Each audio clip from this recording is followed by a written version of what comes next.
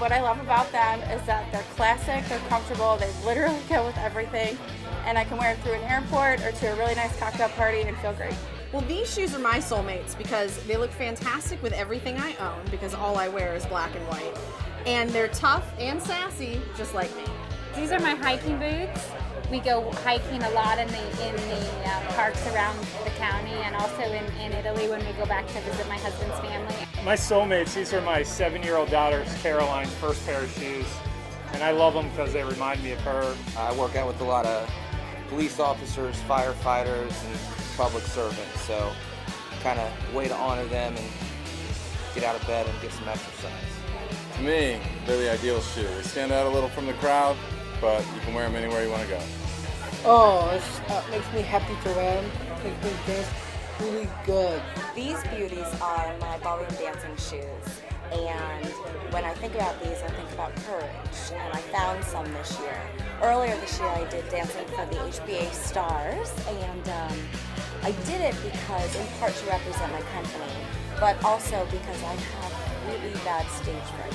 I love the strength and the grace of ballet. It's just really, I think, beautiful, and it's kind of become, to me, the way I want to live my life. When I was a little girl, I had leg Perthes disease, which basically inhibits a lot of activity, and they never thought I'd be able to play any kind of collegiate sports, and soccer's stuck with me my whole life. These have been a big part of my life for a long time. I was one of the original members of the Cincinnati Roller Girls. I skated competitively for 6 seasons. I wore them on a night that was a highlight of my professional career, and I'm saving them. I have not worn them again, and I'm saving them again for a very special day.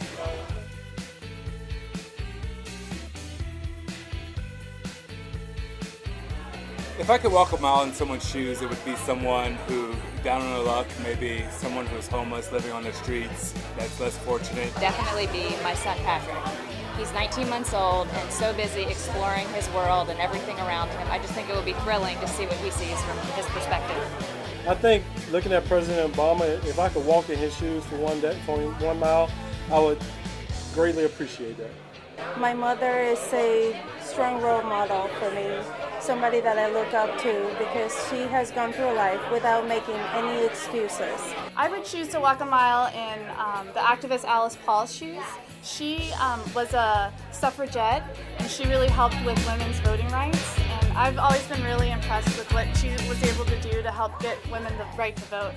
I would like to walk in the shoes of somebody who's growing up in this country, who is in a socioeconomically disadvantaged situation and is a minority, because it's an experience that I don't have, that I can't appreciate, but there's a unique challenge or experience that person has that I'd like to understand.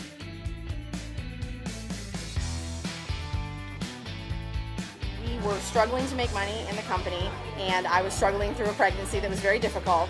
And the day we brought her home from the hospital, we had $63 in our checking account. And I had her on a Friday night. Monday morning, I was back at my desk working with her strapped to me in the Moby wrap because I had to make money. I had to make a mortgage payment. I had to pay for her, and the stakes are much higher after you have a child. But she's 4.5 years old now and thriving, and the business is doing well. So I think we landed on our feet. Right when I graduated from college, it was during the recession, and it was tough to find a job. And I was hoping to go to Wall Street to work on Wall Street, and ended up instead the only job I could find was working for Congress in Washington, D.C. And it was an interesting experience. On my first day, I was a little nervous, and the first person I met turned out to be a woman named Morgan, who ended up being my wife. And so I think about that, and I think all the different things that had to happen to end up in that place where she was in the Capitol and I was in the Capitol. It was really something that turned a negative, not being able to find a job, but one of the best moments of my life. The first year that I was in the US was a little hard, just coming from a different culture, a different background. And just imagine, turning on the TV and seeing Jerry Springer, and I'm thinking to myself, where in the world did I land?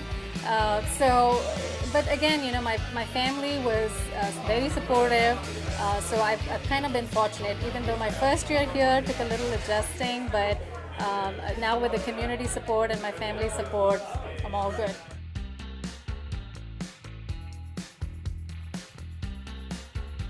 If I could hike anywhere in the world, I think probably the Appalachian Trail. Tour in Africa is on my bucket list. St. John's in the U.S. Virgin Islands. I'm a big outdoors guy, and any mountain will do. I choose Mount Denali, formerly Mount McKinley. I just love big challenges. Be in the Alps, somewhere in the Alps. They're amazing. I would say it's not on this world. It would be on any other planet, and I'll settle for the moon. I would love to go back and spend more time hiking on Kauai because it's such a diverse landscape. 2 years ago, hiked in the Alps of Switzerland, very unprepared, and was walking in the mountains on snow in my boat shoes. If I could hike anywhere in the world, I would go to Fiji. I would probably hike through the Swiss Alps. I think it's beautiful. You have glaciers and lakes and trails and paths, and I would hike there. I haven't been to the Madison River in western Montana, but I would love to do it. I would probably go to the Great Wall of China. Certainly on my bucket list is check off a number of our national parks. I think Australia would be pretty close to the top of my list. Love to take a hike up to Mount Everest. Someplace I've always wanted to take a hike is on the Appalachian Trail. I would say Santorini, Greece.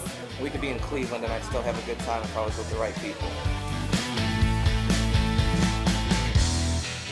The song that gives me happiness is We Want to Go Run This Town by Jay-Z. Flow Rider, Good Feeling. Hey Ya by Outkast, Michael Jackson, and it's pretty much any song. The chicken dance, the locomotion, the electric slide, I cannot stand still. I guess there's only one that comes to mind, and that's Ice Ice Baby. Shut Up and Dance by Walk the Moon. Bruno Mars, Uptown Funk really gets me moving. Roll with the Changes by REO Speedwagon. A song that gives me happy feet is Feeling Good by Nina Simone.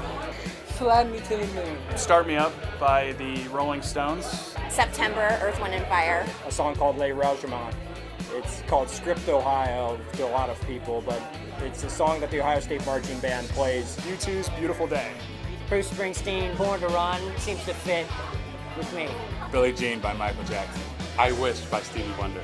Happy by Pharrell Williams. I really love Dolly Parton.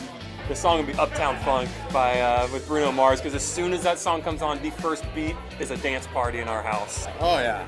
So the boys love this move, and you'll see me doing that in my living room any given day of the week.